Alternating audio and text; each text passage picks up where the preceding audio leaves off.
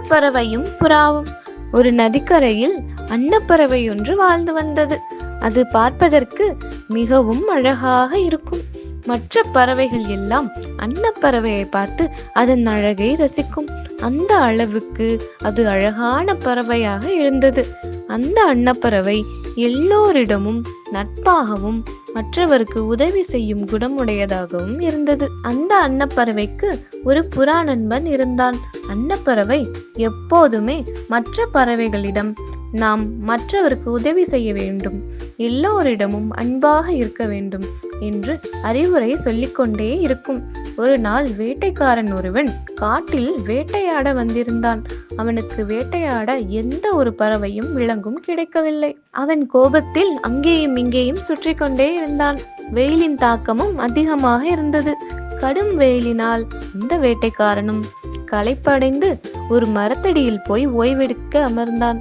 வேட்டைக்காரன் ஓய்வெடுத்து கொண்டிருந்த அதே மரத்தின் கிளையில் மேலே அன்னப்பறவை உட்கார்ந்திருந்தது. அன்னப்பறவை வேட்டைக்காரன் கீழே களைப்பாக இருப்பதை பார்த்து மேலே கிளையிலிருந்து கீழே வந்து அவனுக்கு தன் சிறகினால் காற்று வீசி கொண்டிருந்தது. அந்த காற்றின் குளிர்ச்சியால் வேட்டைக்காரன் அப்படியே தூங்கிவிட்டான். இப்போது புறா அங்கே வந்து அன்னப்பறவையிடம் கேட்டது, நண்பா, உனக்கு இவ்வளவு பெரிய மனசா? இந்த வேட்டைக்காரன் மற்ற பறவைகளை எல்லாம் வேட்டையாடுபவன், நமக்கு தீங்கிழைப்பவன், நீ உதவி செய்கிறாயே என்று கேட்டது. அதற்கு அன்னப்பறவை சொன்னது, நண்பா, வேட்டையாடுவது அவனுடைய தொழில். அதனால் அவனை நாம் தவறு சொல்ல முடியாது. இப்போது அவன் மிகவும் களைப்பாக இருக்கிறான். அதனால்தான் நான் என் சிறகினால் அவனுக்கு காற்று வீசி கொடுத்து கொண்டிருக்கிறேன் என்றது. புறாவும் அப்படியா, சரி சரி என்று சிரித்துக்கொண்டே அந்த வேட்டைக்காரன் மூஞ்சில் எச்சம் போட்டுவிட்டு அங்கிருந்து பறந்தது. முகத்தில் எச்சம் விழுந்தவுடனே வேட்டைக்காரன் கண்விழித்து பார்த்தான். பார்த்தபோது கீழே அன்னப்பறவை உட்கார்ந்திருந்தது.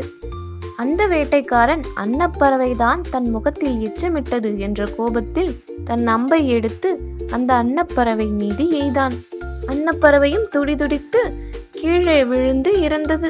பின்னர் வேட்டைக்காரன் அந்த அன்னப்பறவையை தூக்கி கொண்டு தன் வீடு திரும்பினான். தன்னுடைய நண்பன் புறாவினாலேயே அந்த அன்னப்பறவையின் உயிர் பிரிந்தது. நீதி: நாம் சில பிரச்சனைகளை நம் நண்பர்களாலே சந்திக்க நேரிடுகிறது.